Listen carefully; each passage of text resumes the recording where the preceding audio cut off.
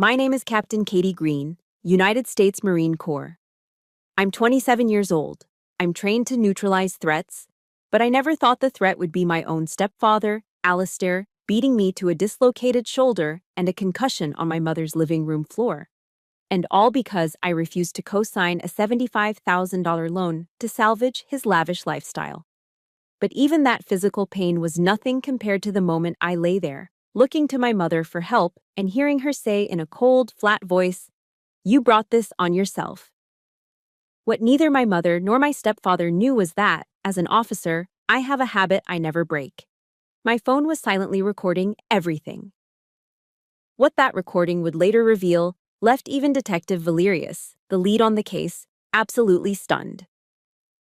If you are watching this video, please let me know where you are watching from. In the comments, please hit the like button and subscribe to hear stories of survival and healing. Your support means so much to those of us who are sharing our darkest moments. I grew up in Virginia Beach, Virginia, in a family of protectors. But everything changed forever the year I turned 17, when my parents divorced, leaving a void that a monster slipped into. That Sunday evening in Virginia Beach smelled like a trap. The humid, salty air drifting in from the Atlantic should have felt like home, but inside my mother's house, it was thick and suffocating, clinging to the back of my throat. The scent was dominated by the rich, sweet aroma of Memphis-style barbecue ribs, my favorite. My mother, Serafina, had made them just for me. A gesture that in our old life would have been pure love. Tonight, it felt like bait. She moved around the kitchen with a forced cheerfulness, but her eyes, the same shade of blue as my own, kept flickering towards my stepfather, Alistair. He sat at the head of the dining table like a king on a throne of cheap oak, nursing a glass of bourbon and watching me with an unnerving placidity. The silence between us wasn't peaceful.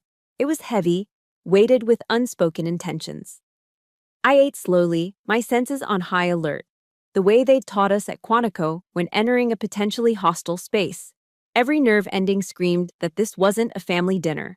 It was an ambush. After the plates were cleared, the performance ended.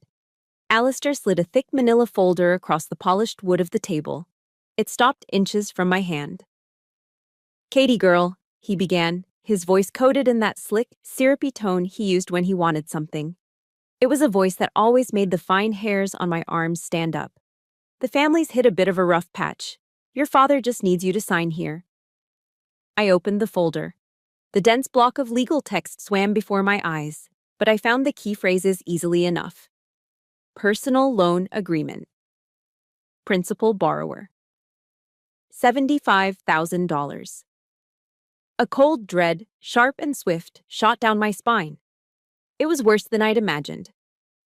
I looked up, first at him, then at my mother, who was now standing in the doorway to the kitchen, wringing a dish towel in her hands. I took a steadying breath, keeping my voice calm and professional. "Alistair, Mom." "I can't," I said, gently but firmly pushing the folder back toward him. "My security clearance, my career in the Marines, it would be jeopardized. It's a huge financial liability under my name. I can absolutely help you two create a budget, figure out where the money is going, but I cannot sign this." The smile on Alistair's face didn't just fade, it vanished, replaced by a dark, simmering rage. The mask was off. "A budget?" he snarled, the words low and guttural. He slammed his palm down on the table. My half-full glass of iced tea jumped, spilling a brown puddle that crept towards the edge. "Your mother is about to lose this house, and you're talking about a budget? You selfish little brat!" I stood up, my chair scraping harshly against the hardwood floor. The conversation was over. There was nothing left to say. "I think I should go," I stated, my voice level, betraying none of the adrenaline now coursing through me. But as I turned toward the front door, his bulky frame moved to block my path. He was bigger than me, heavier, and reeked of stale bourbon and desperation. "Who the hell do you think you are?" he spat, his face uncomfortably close to mine. "You're just a little girl playing soldier. I'm the man of this house." His words were meant to sting, to diminish me. They did. But the worst was yet to come. He grabbed my arm. My training kicked in. It was pure muscle memory. A sharp parry to break his grip, my body instantly shifting into a defensive stance. But this wasn't a training exercise. This was the chaotic, unpredictable violence of a cornered man. He lunged, not with skill, but with the full force of his weight. We crashed against the small end table by the wall. I heard the splintering crack of wood and the sharp shatter of glass. It was the lone photograph on that table, a picture of my father, Colonel Green, in his dress blues, holding me as a child. The sound of it breaking felt like a crack running through my own heart. He was stronger. He pinned me against the wall, his breath hot and sour on my face. We struggled, a frantic, ugly dance in the dim light of the living room. He twisted my right arm behind my back, pushing it higher and higher. I felt a blinding, white-hot agony erupt in my shoulder, followed by a sickeningly wet pop. A scream ripped from my throat. Before I could even process the pain, his other fist connected with my temple. A flash of white light, then darkness bloomed at the edges of my vision. My legs gave out, and we crumpled to the floor, his weight crushing the air from my lungs. Through the swimming haze of pain, I turned my head. My mother was standing there, just as she had been, framed in the doorway to the kitchen. She had her hands clasped over her mouth, but not in horror. It was a strange, deliberate gesture, as if she were physically holding something in. Mom. The word was a pathetic, breathless croak, a final, desperate plea for the woman who had raised me. She met my gaze. Her blue eyes, once so full of warmth, were now as cold and distant as a winter sky. You brought this on yourself, she said. Her voice was flat, devoid of emotion. A clinical observation. Alistair is under a lot of stress. You shouldn't have provoked him. It wasn't a knife that went into me then. It was an axe. And with those few quiet words, it swung down and severed the very last thread that had ever connected us. Lying on that cold hardwood floor, with the ghost of Alistair's weight still crushing me and my mother's words echoing in the sudden silence, my mind couldn't grasp the how. How could this be happening? But in the quiet moments that followed, a more painful question began to surface. Why? Why would she stand there, a statue carved from ice, and sentence her own daughter? To answer that, I have to go back. Back to a time before Alistair. Back when our house wasn't just a structure, but a home. Before the divorce, my mother, Serafina, was the sun, and our family were the planets orbiting her. Those endless Virginia Beach summers were filled with the sounds of her laughter and the smell of her famous apple pie cooling on the windowsill. She was the kind of woman who could host a backyard barbecue for my father's entire company of Marines on a Saturday, then orchestrate a perfect Sunday brunch the next day without breaking a sweat. Our 3-bedroom house near the Oceana Naval Air Station was always buzzing with life. I remember her sitting at the dining room table late at night, a needle and thread in her hand, meticulously sewing the new rank insignia onto my father's uniforms. She did it with such pride, as if each stitch was a testament to her own contribution. Looking back now, I realize her happiness was always tied to my father's identity. She wasn't just Serafina Green, she was Colonel Green's wife. Her social life revolved around the Officers' Wives Club. Her friendships were with other military spouses. Her entire sense of self was built on that foundation. She was proud of it, and she had every right to be. She lived for that role. But when my father left, he didn't just pack his duffel bags and his service medals. He took her identity with him. Suddenly, our house felt cavernous. The silence was deafening. It was like a perfectly pressed dress uniform with no one inside to give it shape. That's when the silent collapse began. My mother started to withdraw. She stopped going to the club meetings. The phone calls from her friends became less and less frequent until they stopped altogether. She was terrified of what people would say, of the pitying looks she'd get at the grocery store. Her greatest fear was becoming a stereotype. I remember finding her crying in the kitchen one night, clutching a mug of cold coffee. "I don't want to be the sad, divorced woman at the end of the block, Katie," she sobbed. "I just can't bear it." That fear was like an open wound, and Alistair, with the keen senses of a shark, smelled the blood in the water from a mile away. He didn't enter her life as a lover. He came in as a savior. He was a successful defense contractor, Or so he said, with a confident smile and a wallet thick enough to make her forget her anxieties. He promised to take care of her, to give her a life where she would never have to worry again. And he did. He gave my mother back the one thing she craved more than love or companionship: an image. Their life became a carefully curated performance. Dinners at fancy waterfront restaurants in Norfolk, expensive gifts wrapped in glittering paper, weekends in the Outer Banks. He reintroduced her to society, but this time, she wasn't Colonel Green's wife. She was the girlfriend of Alistair Finch, the successful businessman. And my mother clung to that new identity like a drowning woman clinging to a life raft. But the price for that raft was her independence. Bit by bit, Alistair took control. First, it was her bank accounts, which he helped her manage. Then, it was her relationships, subtly criticizing her old friends until she stopped seeing them. Soon, he was controlling her thoughts. Whenever my brother Orion or I tried to raise a red flag, she would get defensive. "You don't understand," she'd insist. "Alistair loves me. He provides for me." I'll never forget the one time I saw the mask slip, early on. My mother had bought a new coffee maker, a simple Mr. Coffee, nothing fancy, without consulting him. Alistair didn't yell. He did something much scarier. He walked over to her, his voice dropping to a low, chilling whisper that cut through the air. "You need to learn to respect the money we have, Serafina." The way he said "we" made it sound like mine. My mother, the woman who once commanded a platoon of Marines' wives, stood there, cried, and apologized profusely. At the time, I thought he was just strict about money. I was young. I didn't understand. Now, I see it for what it was. It was never about the coffee maker. It was about power. He was training her, breaking her will, conditioning her to seek his approval for every little thing. My father used to argue with her sometimes, and I once heard him say, "Serafina, you are so much stronger than you give yourself credit for. Don't let fear run your life." It was a plea back then. Lying on the floor years later, it felt like a prophecy.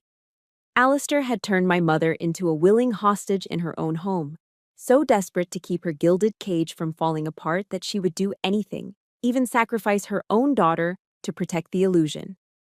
I don't know how long I lay on that floor. Seconds, maybe minutes. But with some primal reserve of strength I didn't know I possessed, I pushed myself up. I had to get out. The air in that house was poisoned now, thick with betrayal.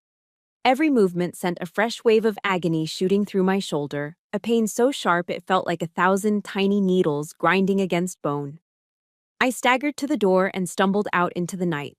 The heavy, humid Virginia air, usually a familiar comfort, felt like a wet blanket trying to smother me. It was hard to breathe. I didn't think about my car keys, my wallet, or my phone. My only thought was escape. I just started walking, putting one foot in front of the other, down a street I'd known my whole life that now felt alien and menacing. The amber glow of the streetlights was hazy, and every long shadow cast by the oak trees looked like a threat lying in wait. I wasn't crying. It felt like the tears had frozen inside my chest, right alongside my heart. There was only one thought, a single lighthouse in the storm of pain and confusion. Orion. I had to get to Orion. My brother's place was a 15-minute drive away. On foot, injured and disoriented, it might as well have been on the moon. I made it 2 blocks before my body started to give out.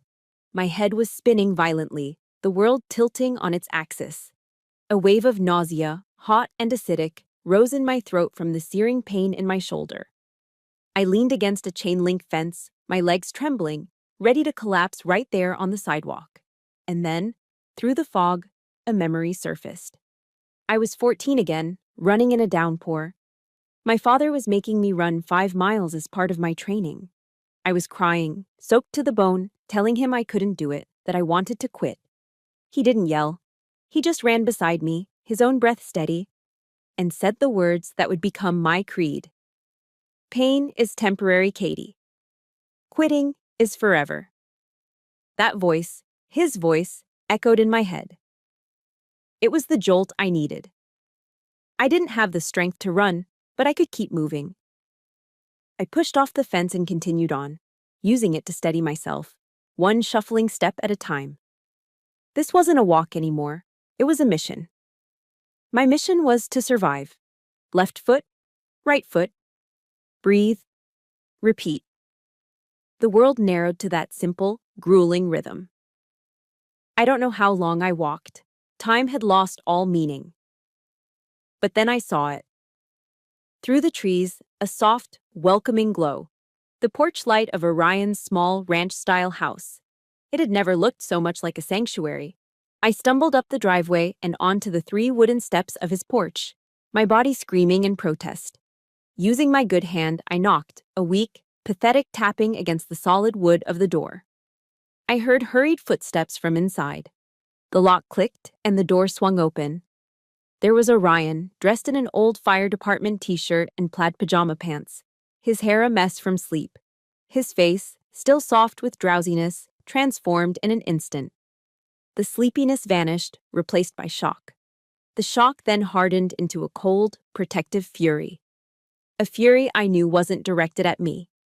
He didn't ask a single question. He didn't say, "What happened?" or, "Are you okay?"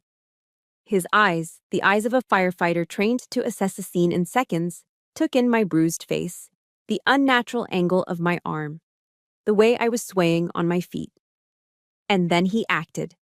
He said nothing at all as he gently scooped me up into his arms, just as I started to collapse, and carried me inside as if I weighed nothing. Orion carefully set me down on his worn leather sofa. He knelt in front of me, his professional gaze quickly and efficiently assessing the damage. His movements were calm, deliberate, the way they are at the scene of an accident. "I'm calling 911, he said, his voice a bedrock of certainty in my chaotic world. I tried to speak, to form a word, but only a dry rasp came out. He saw the effort and gently placed a finger on my lips, silencing me. "Don't say anything, Katie," he said, his voice softer now, but just as firm. "I'm here now. You're safe." In that moment, suspended between agony and relief, the difference was so stark it took my breath away. My mother, seeing me broken on the floor, had condemned me. "You shouldn't have provoked him." My brother, seeing the same thing, had sheltered me. "You're safe now." One had passed judgment, the other had offered sanctuary. And in the quiet safety of my brother's living room, I finally understood. The family I'd grown up with, the one built on my mother's pride and my father's honor, was dead. It had died tonight on a living room floor covered in shattered glass. But in its place, born from the ashes of that betrayal, a new family had just begun. It was small. It was just the 2 of us. And for now, that was enough. The first thing I registered was the smell. A sterile, sharp, antiseptic scent that instantly cut through the groggy haze in my mind. It was the smell of clean floors and disinfectant wipes, a scent that could only mean one thing: a hospital. I blinked my eyes open, the fluorescent lights above buzzing softly, and the world came into focus as a stark, white room at the Portsmouth Naval Medical Center. The sharp, tearing agony in my shoulder had been tamed by whatever they'd given me, now a deep, throbbing ache. A dull, persistent drumbeat reminding me of the night before. And then I saw him. My brother Orion was slumped in a hard plastic visitor's chair, his head lolled to one side against the wall, fast asleep. His firefighter's uniform from his last shift was folded neatly on the floor beside him. He hadn't even gone home. I shifted slightly in the crisp, starchy hospital sheets, and the small rustle of fabric was enough to wake him. His eyes snapped open, instantly alert, a lifetime of late-night emergency calls having conditioned him to wake at a moment's notice. "Hey, champ," he whispered, his voice thick with sleep but overflowing with an unmistakable, profound relief. He pushed himself out of the uncomfortable chair, stretching his back, and walked over to the bedside table. Without a word, he poured me a glass of water from the plastic pitcher there. There were no probing questions, no demand for an explanation. He didn't ask me to relive it. He just placed the cool glass in my good hand, his fingers brushing against mine, and then rested his other warm, steady hand over my own. In that quiet, shared silence, surrounded by the sterile white walls and the steady, rhythmic beep of a heart monitor, a profound sense of peace washed over me. I finally felt safe. safer than I had felt in my own mother's house for the last 5 years. A few hours later, after a doctor had come in to explain my injuries, a grade 3 shoulder separation and a moderate concussion, another visitor arrived. My commanding officer, Major Evans, filled the doorway. He was a quintessential Marine.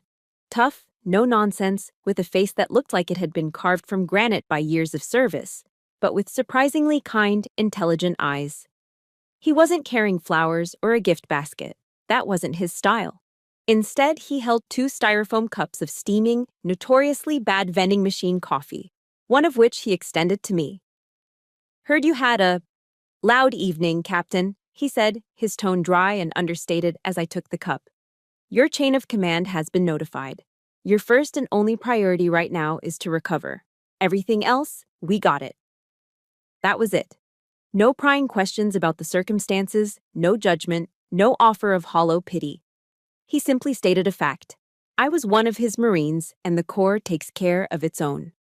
He was confirming that the institution I had dedicated my life to was now wrapping its arms around me.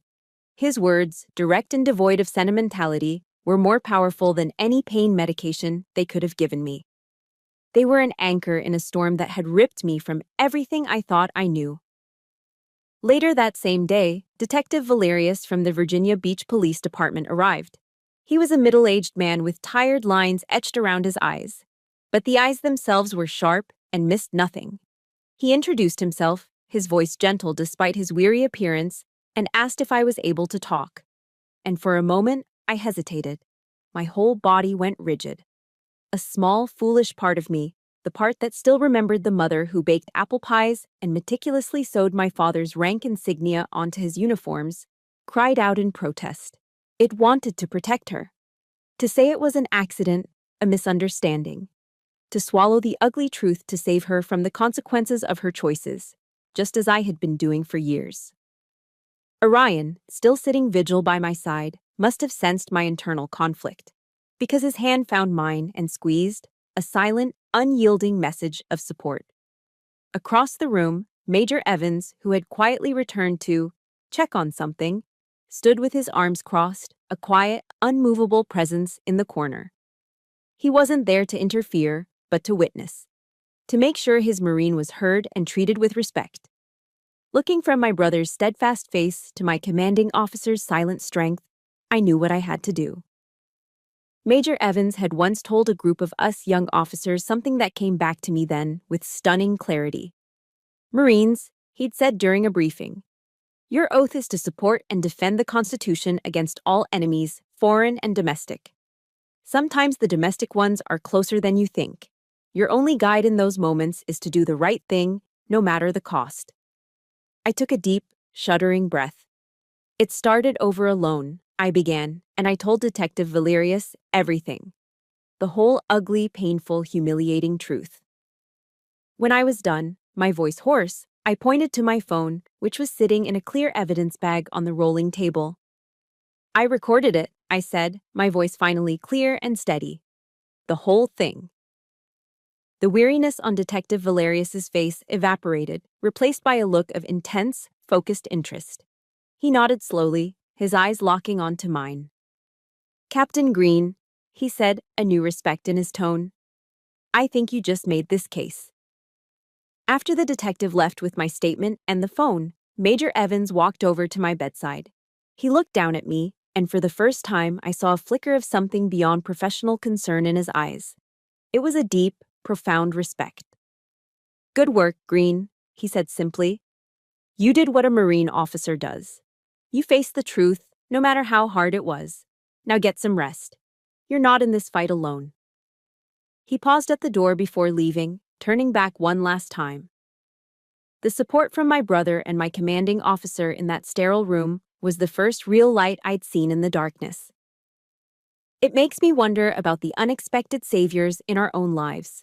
If you've ever had a Major Evans or an Orion, someone who showed up for you when family didn't, please support this story with a like and comment with the word guardian to honor them. He gave a slight nod. Semper Fi. Semper Fi, always faithful. The motto of my corps, words I had lived by since I took my oath at 17. It had never meant more to me than it did in that sterile hospital room. My family by blood had betrayed me, but my family in olive drab, my brothers and sisters in the United States Marine Corps, they were here. They were holding the line. They were keeping their oath when others had broken theirs. A few days after I was discharged from the hospital, the fragile sense of peace I had found began to feel real. I was staying in Orion's spare bedroom, and the quiet rhythm of his apartment was a balm to my frayed nerves. The days settled into a routine of gentle physical therapy exercises for my shoulder, long naps, and the comforting, mindless distraction of daytime television. I was starting to feel the ground beneath my feet again. Then, the past called. Literally. An unknown number flashed on my screen. I hesitated, then answered. It was my mother. Her voice was a trembling, tear-choked whisper. "Katie, honey, I'm so sorry. I was so scared." For one stupid, naive second, a tiny flicker of hope ignited in my chest. Maybe she gets it now, I thought. Maybe she's finally woken up. That hope was a fool's errand. "Alistair's been arrested, baby," she sobbed. "They're holding him. You have to help me. You're our only hope." And just like that, the flicker of hope was extinguished, leaving behind a cold, bitter ash. I understood with sickening clarity. She wasn't calling to apologize to me. She was calling to get me to save him. A wave of nausea, acrid and hot, rose in my throat. It tasted like betrayal. What she didn't know was that just before her call, I'd had another visitor. Detective Valerius had stopped by Orion's apartment. He didn't come empty-handed. He placed a thick file on the coffee table between us. "Captain," he said, his tired eyes holding a new, grim light. "It's worse than you thought." He opened the file and showed me the evidence. Bank statements, credit card applications. Alistair hadn't just been planning to use my good credit for a loan. He'd already been using my identity. He'd taken my social security number and other personal information and opened 3 separate credit cards in my name. He had maxed every single one of them out, racking up over $20,000 in debt. "This isn't just an assault case anymore," Valerius explained, his voice grim. "This is felony identity theft and fraud. If it's not handled, it could completely destroy your credit score and, as you know, threaten your security clearance." The feeling of being physically attacked was one thing. This was different. This was a cold, calculated, systematic plan to dismantle my life. It was a violation on a level I couldn't have imagined. I wasn't just a casualty of his desperation. I was a target. My mother was still crying on the other end of the phone, a performance of practiced hysterics. I took a breath, my voice dangerously calm, and told her what the police had just discovered. I told her about the credit cards, the debt, the identity theft. I expected shock, maybe a moment of horrified silence, even a flicker of anger on my behalf. I got none of it. "Oh, honey, that's just a misunderstanding," she said, her voice instantly shifting from sorrowful to dismissive. "He was just trying to make ends meet for us. He was going to pay it all back." She took a breath and then delivered the payload. Could you just tell the police you gave him permission? For me? If you don't drop the charges, they'll send him to prison. His life will be over. Do you really want that to happen to the man who's been taking care of your mother?" It was then that I remembered something a psych instructor at Quantico once told us. Master manipulators don't use weapons. They use your own love and sense of duty against you. She wasn't asking for my help. She was giving me an order, using our shared history as a weapon of emotional blackmail. She was holding our entire mother-daughter relationship hostage in exchange for a lie that would exonerate her abuser and implicate me. No. The word came out of me, cold and hard as steel. It was a single, clean sound in the chaos of her manufactured grief. "I will not lie to protect a criminal," I continued, my voice gaining strength with every word. "He assaulted me, he stole from me, and you stood there and watched." The other end of the line went silent for a long moment. When she spoke again, the fake tears were gone, replaced by a venomous chill that was far more honest. "You are so selfish, Katie. Just like your father," she hissed. always putting your precious principles and your career before this family. You will regret this." Then, a sharp click. She had hung up. The last lingering ember of hope that I could somehow salvage a relationship with my mother died in that moment. There was nothing left but the stark, unvarnished truth. I was in a war I never asked for, and my own mother had just declared, unequivocally, which side she was on. The final straw wasn't a shout. It wasn't another threat or a tearful, manipulative plea. It was a calm, professional phone call that chilled me to the bone. A calculated strike that landed with devastating precision. It came the day after my conversation with my mother. From a number I recognized immediately as my direct line at the base. Major Evans. "Green," he said, and the usual undercurrent of warmth in his voice was gone, replaced by a formal, unreadable seriousness that immediately put every nerve in my body on high alert. "I've just had a very interesting conversation with your mother." I went completely still, the air leaving my lungs in a silent rush. A cold dread, far worse than anything I'd felt before, washed over me. This was a line I never imagined would be crossed. "She seems to be under the impression," he continued, his voice carefully neutral, each word deliberately spaced, "that you have a history of emotional instability. She claims that you have issues with aggression, and that you were, in fact, the one who assaulted Mr. Finch first after he refused to give you money." I was speechless, utterly paralyzed. The phone felt like a block of ice in my hand. It was one thing to be abandoned in a moment of crisis. It was another to be manipulated for the sake of an abuser. But this was a scorched earth declaration of war. They weren't just trying to get Alistair off the hook anymore. They were actively, maliciously trying to destroy me. They were aiming a torpedo at the very foundation of my life, the one thing I had built for myself, piece by painful piece, away from the dysfunction of that house, my career and my honor as a United States Marine. They wanted to flip the script, to twist reality so completely that the victim became the perpetrator. In that moment, something inside me shifted. It felt like a tectonic plate grinding into place.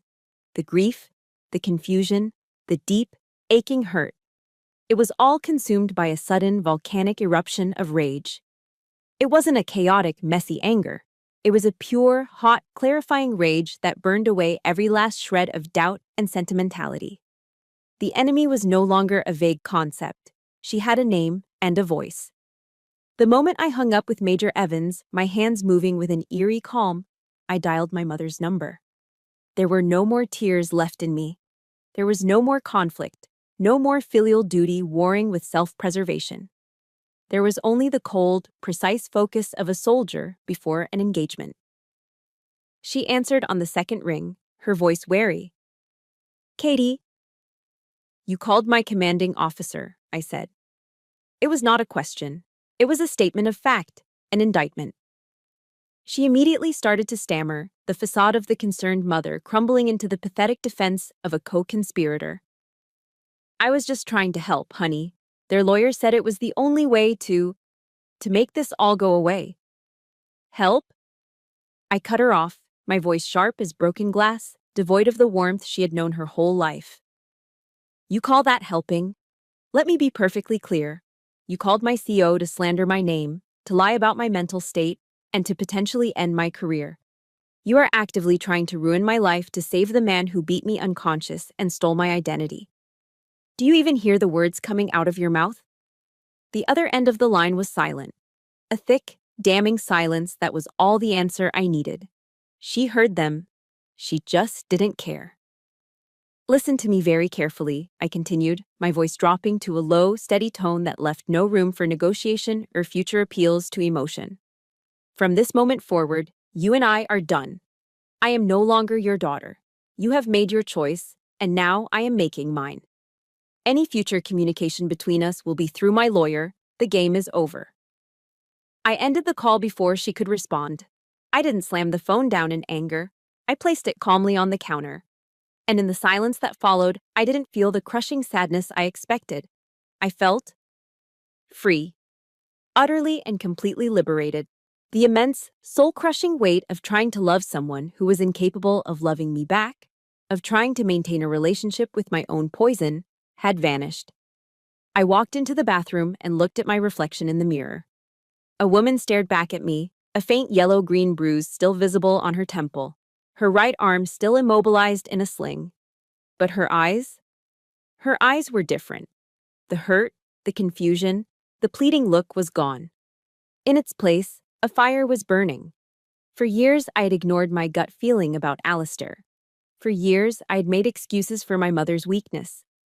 I had just finished rereading a book from the Commandant's reading list, Gavin de Becker's The Gift of Fear, a book that preaches the importance of listening to your intuition as a survival tool.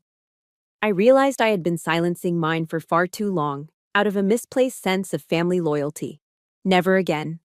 I took an oath to protect my country from all enemies, but somewhere along the way, I had forgotten the most fundamental oath of all, the one you make to yourself, to protect your own safety, your own sanity, your own honor. That night, I made a new vow, a silent promise to the reflection in the mirror. I would not be silent. I would not retreat. I would fight this battle. That moment of choosing to fight for yourself is one of the most powerful experiences a person can have. If you've ever reached a point where you had to draw a final line in the sand to protect yourself, please show your support with a like and comment with the words, "line drawn," to let me know I'm not alone in this fight. The power had shifted. The control she and Alistair thought they had was an illusion, and it had just been shattered. I picked up my phone again, my fingers steady, and called the one person I knew would understand the shift in strategy. Orion answered immediately. "Katie, what's wrong?" "I need a good lawyer," I said, my voice clear and resolved. "And I don't mean a good one. I mean a shark. Someone who doesn't just defend, someone who attacks." He didn't ask for details. He didn't need them.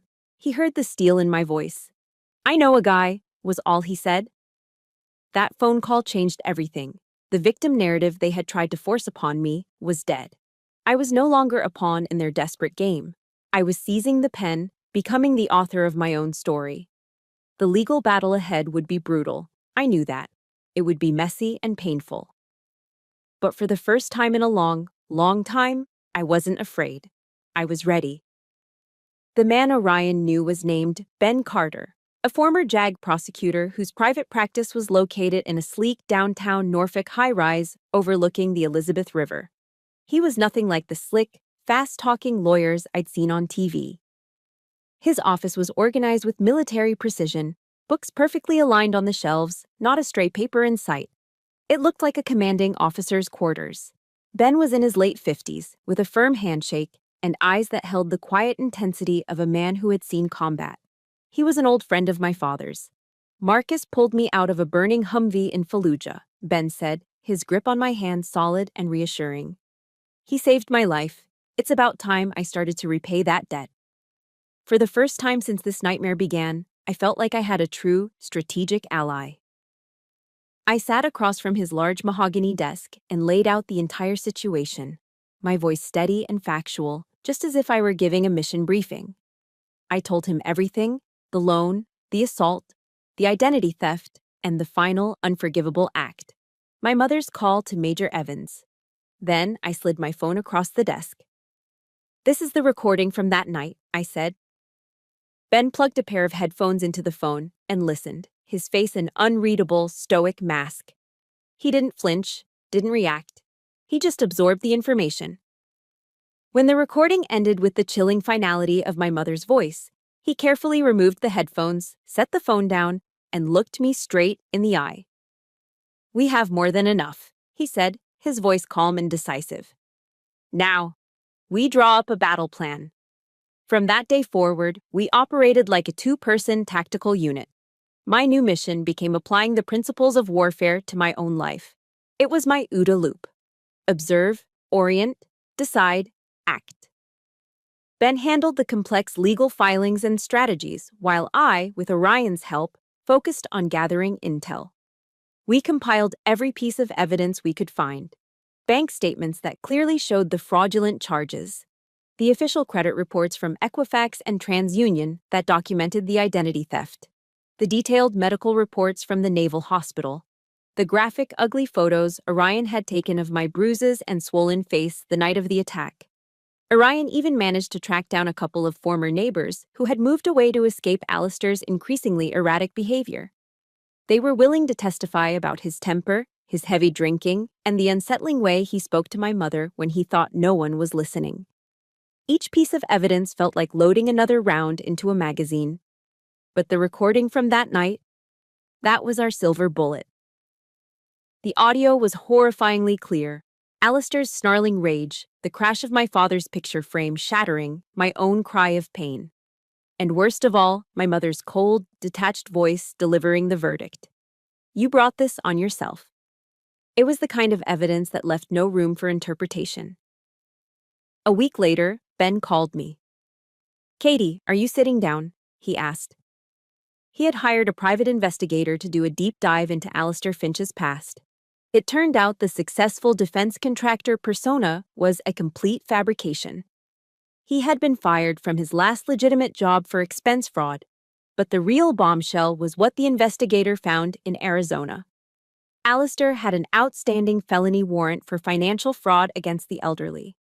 He had conned a 70-year-old widow out of her life savings. He's a serial predator, Katie, Ben said, his voice devoid of any softness.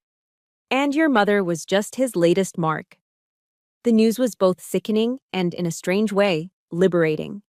It obliterated any lingering, microscopic shred of doubt I might have had. This wasn't a good man who had made a terrible mistake under pressure. This was a professional criminal who preyed on vulnerable women, and my mother had willingly handed him the keys to her life, and tried to hand him the keys to mine. He had to be stopped.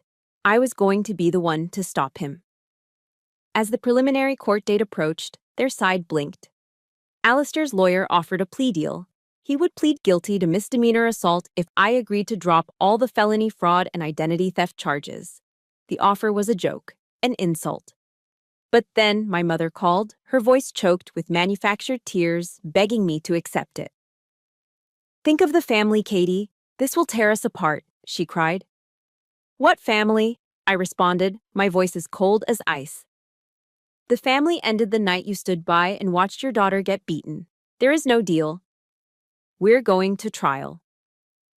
After I hung up, the weight of that decision settled on me. This meant my mother would have to be exposed in court. That recording would be played. Her betrayal would become public record. I talked it over with my therapist, Dr. Sharma, a woman whose calm wisdom had been a lifeline. She looked at me and said, Katie, sometimes confronting your abuser in court isn't about revenge, it's about reclaiming your own narrative. It's about taking the story they tried to write for you and telling it in your own words, in a place where the truth matters more than their lies. And she was right. This wasn't just about putting Alistair behind bars anymore. This was about taking back my own story. This was about ensuring my voice, the one they had tried so hard to silence, would be the one that was finally heard. The Virginia Beach Circuit courtroom was cold, formal, and utterly silent. A sterile environment designed to strip away emotion and leave only facts. The air hummed with a tense anticipation that felt heavier and more suffocating than the humid summer air outside. Before walking in, I had paused in the marbled hallway, my hand resting on the military ID card in my wallet. The words, United States Marine Corps, stared back at me in bold black print. They weren't just words. They were a promise I had made to my country and to myself. They were a reminder of who I was, what I had sworn to uphold. Honor, courage, commitment. Today, in this arena so different from any battlefield I had trained for, all three would be tested. I walked through the double doors and into that courtroom wearing my Service A uniform. The iconic olive green jacket and khaki skirt, my ribbons and medals perfectly aligned over my left breast pocket. It wasn't a tactic Ben had devised. It was a statement. It was my armor, a tangible representation of the discipline, integrity, and strength they had tried to break. This was who I was, and I would not let them take that from me. Across the room, at the defendant's table, sat Alistair. He looked haggard and pathetic in a cheap, off-the-rack suit that seemed a size too big for his suddenly shrunken frame. Stripped of his blustering household rage, he looked smaller, weaker. In the front row of the gallery, seated directly behind him like a silent, complicit shadow, was my mother. She looked 10 years older than the last time I'd seen her, her face a pale, drawn mask of anxiety. Her hands were clenched so tightly in her lap that her knuckles were white. She refused to meet my eyes, staring intently at a fixed point on the far wall. The battle began. Alistair's lawyer, a man with a slick smile and the predatory eyes of a shark, did his best to dismantle me on the stand. He brought up my military training, not as a point of pride, but as a weapon against me. He twisted my service into a portrait of a volatile, aggressive soldier, peppering his questions with insinuations about undiagnosed PTSD. He painted a picture of a woman, trained in violence, who had overreacted to a simple family disagreement about money. He tried to provoke me, to bait me, to make me fit the unhinged caricature he was creating for the jury. But I held my ground. Anchored by the truth and the rigid discipline of my training, I answered every question calmly, factually, my voice never wavering. I stuck to the facts. The truth was my weapon and my shield. Then it was Ben Carter's turn. He rose, and his quiet, commanding presence seemed to suck all the air out of the room. He didn't question me further. He had already established the facts of the assault. Instead, he turned his attention to the judge. "Your Honor," he said, his voice resonating with an authority that brooked no argument, "the prosecution would like to play an audio recording into evidence, People's Exhibit A." A ripple of interest went through the courtroom. The judge nodded. A court clerk took my phone, which had been held in evidence, and connected it to the courtroom's speaker system. The low hum of the air conditioning was the only sound as the room fell utterly silent. Ben pressed play. Alistair's voice, thick with contempt and bourbon, suddenly filled the space, as raw and ugly as it had been that night. "Just a little girl playing soldier." The sound of the end table splintering. The sharp, sickening shatter of glass as my father's picture frame hit the floor. My own muffled cry of pain as my shoulder gave way. And then, the climax. A moment of charged silence, followed by my mother's voice, chillingly clear, broadcast for all to hear. "You brought this on yourself." I risked a glance at her. I watched as my mother physically recoiled in her seat, cringing as her own cold, damning words echoed in the silent room. Her betrayal was no longer a private wound. It was a public record. Alistair went pale, his face the color of ash, his eyes wide with the terror of being truly seen for the first time. Across the room, I saw the faces of the jury members. Their expressions, once carefully neutral, shifted into a collective mask of undisguised disgust. They weren't just looking at him anymore, they were staring through him. The game was over. We all knew it. But Ben wasn't finished. He let that damning silence hang in the air for a moment longer before speaking again. "Your Honor, the prosecution calls a surprise rebuttal witness to the stand, Mrs. Margaret Davies from Scottsdale, Arizona." Alistair's lawyer shot to his feet. "Objection. We were not notified of this witness. She is a rebuttal witness to the defendant's character, which you yourself put into question when you painted him as a stressed-out family man, counsel," the judge replied dryly. "Overruled. Bailiff, please bring in the witness." The heavy courtroom doors opened and a small elderly woman walked in. She was maybe 5 feet tall, with a neat crown of silver hair and a frail frame, but she walked with a spine of steel and an unshakable resolve in her eyes. It was the widow Alistair had conned out of her life savings. He stared at her, his mouth agape, as if he were seeing a ghost risen from the grave of his past sins. His lawyer knew what her testimony would mean. Facing the prospect of a jury hearing the detailed, heartbreaking account of his previous crimes on top of the mountain of evidence against him now, his potential sentence would skyrocket. 15, maybe 20 years. Alistair completely fell apart, his bravado dissolving into pathetic, panicked whimpers. His lawyer frantically requested a recess. 10 minutes later, they returned. Alistair, his face streaked with tears, his voice trembling and broken, pleaded guilty to all charges. Assault, grand larceny, felony identity theft, everything. Before the judge delivered the sentence, I was given the opportunity to make a victim impact statement. I stood, my back straight, my uniform a symbol of the order and honor they had tried to desecrate. I did not look at Alistair. I did not look at my mother. I looked directly at the judge, at the American flag standing proudly behind him. Your Honor, I began, my voice clear and strong. I am a captain in the United States Marine Corps. I took an oath to defend this country against all enemies. But they never train you for the enemy who sleeps in your mother's bed, the one who sits at your dinner table. This case was never about the money. It was about a profound betrayal of trust. It was about a man who attacked a woman and the mother who stood by and let it happen. I paused, letting the weight of the words settle in the silent room. I do not stand here today as a victim. I stand here as a survivor. And I stand here as a reminder to everyone in this room that honor, courage, and truth are more powerful than lies and manipulation. They matter. And they will always, always prevail. The judge's gavel came down with a final, definitive crack. Alistair was sentenced to 5 years in state prison. Justice had been served. The battle was over. So, now what? As I walked out of the courthouse and into the blinding Virginia sun, I didn't feel the triumphant elation I had expected. There was no surge of victory. There was only a profound, hollow emptiness. A bone-deep exhaustion that had nothing to do with the trial and everything to do with the war I had just survived. Victory, I was discovering, had a bitter aftertaste. Orion drove me back to his apartment in a comfortable silence, sensing I didn't have the words or the energy to speak. That night, I sat alone in his guest room, staring out the window at the distant lights of the city. I had won. I had exposed the lies, reclaimed my story, and put a predator behind bars. But in the process, I had lost something irreplaceable. I had lost the mother I once knew, the ghost of a woman who baked apple pies and laughed in the summer sun. And that truth, in the quiet aftermath of the storm, hurt more than any physical wound. A few weeks later, my mother requested to see me.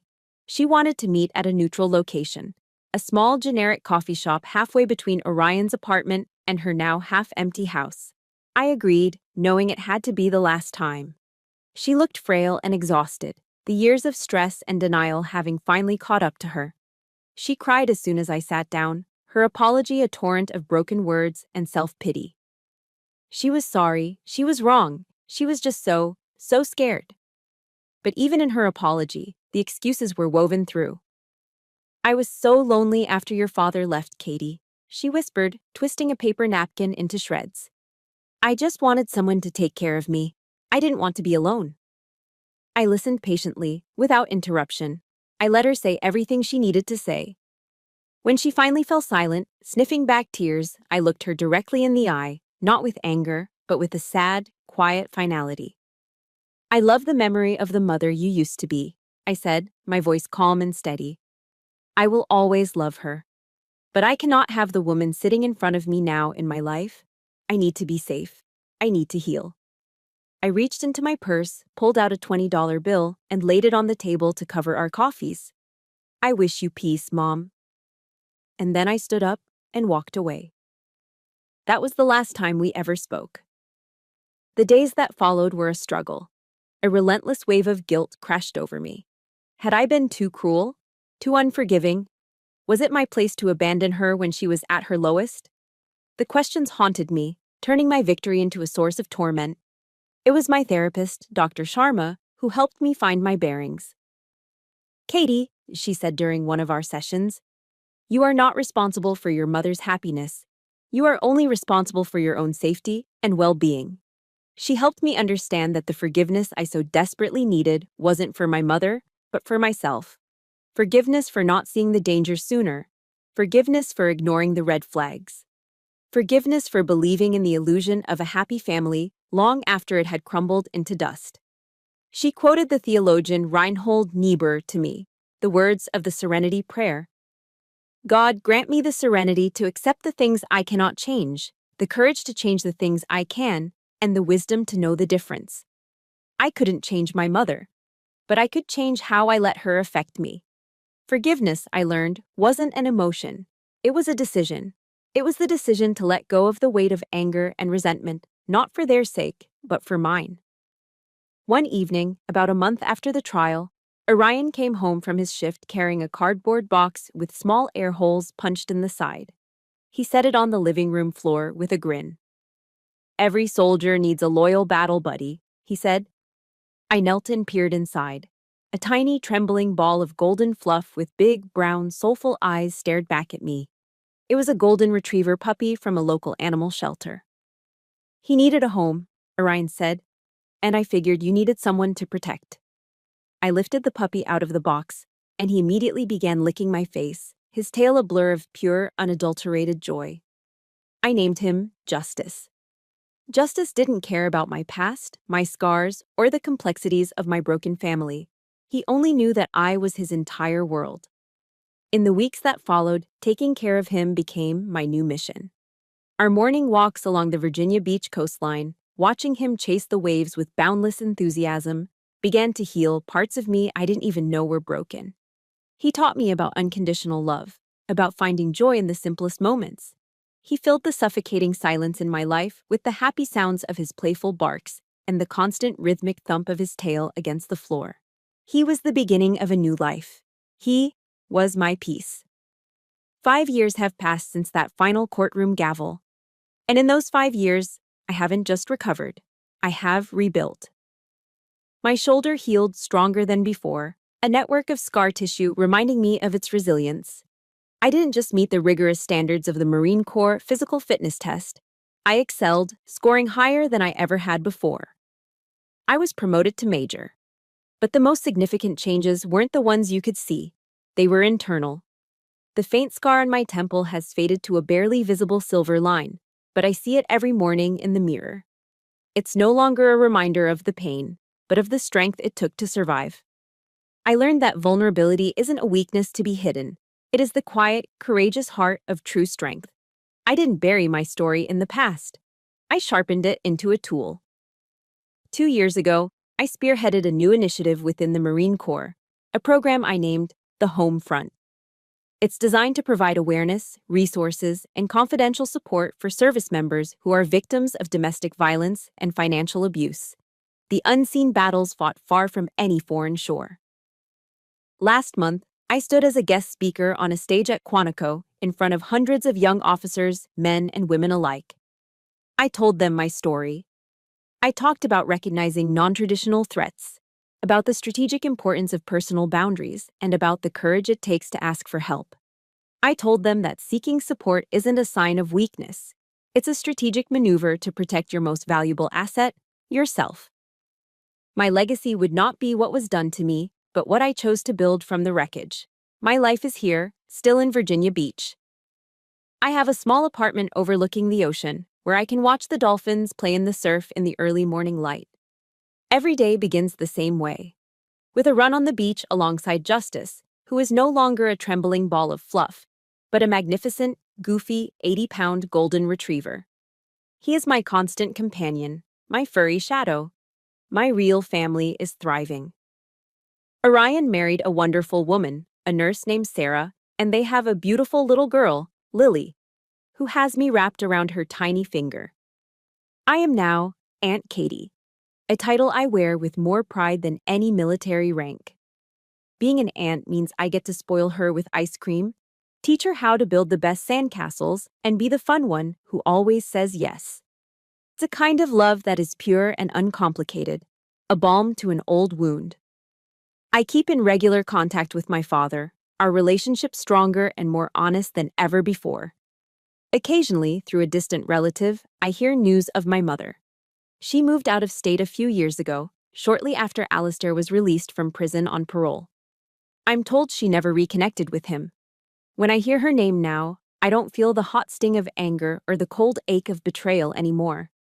There's just a faint, distant sadness for the woman she could have been, for the relationship we might have had. I hope she's found some measure of peace, wherever she is. This afternoon, as the sun begins its slow descent over the Atlantic, painting the sky in fiery shades of orange and gold, I stand on the wet sand at the edge of the water. I throw a tennis ball, and Justice bounds after it, his entire body a perfect expression of pure joy. Watching him, I have a moment of profound clarity. I realize that happiness isn't the absence of scars. Happiness is the ability to look at your scars and see the journey you survived to earn them. It's the quiet strength you find in the life you build for yourself after the old one has burned to the ground. My real family isn't defined by blood, but by loyalty. It's Orion, who carried me when I couldn't walk. It's Ben Carter, who fought for me because of a debt owed to my father. It's Major Evans and the Marine Corps, who stood by me without question. It's Justice, whose love is the most honest thing I've ever known. The oath a Marine takes is to protect our nation from enemies, foreign and domestic. But the most important oath, the one that truly defines us, is the one we must make to ourselves. To protect our own integrity, our own honor, and our own well-being from the threats that come from within, and from those closest to us. To face the truth with the same courage we would face the enemy. That is the vow I will honor for the rest of my life. Semper Fidelis. Always faithful. First and foremost, to myself. Thank you for listening to my story. The journey from that living room floor to this peaceful beach has been a long one, but sharing it with you has been a powerful part of my healing. It's a reminder that none of us are ever truly alone in our battles. If my story of survival and rebuilding has resonated with you, please consider hitting the like button and subscribe for more stories of strength and resilience. Your support helps create a community where every voice can be heard and every survivor knows they are believed. Let me know in the comments one word that describes how you feel right now. Thank you for being a part of my final chapter.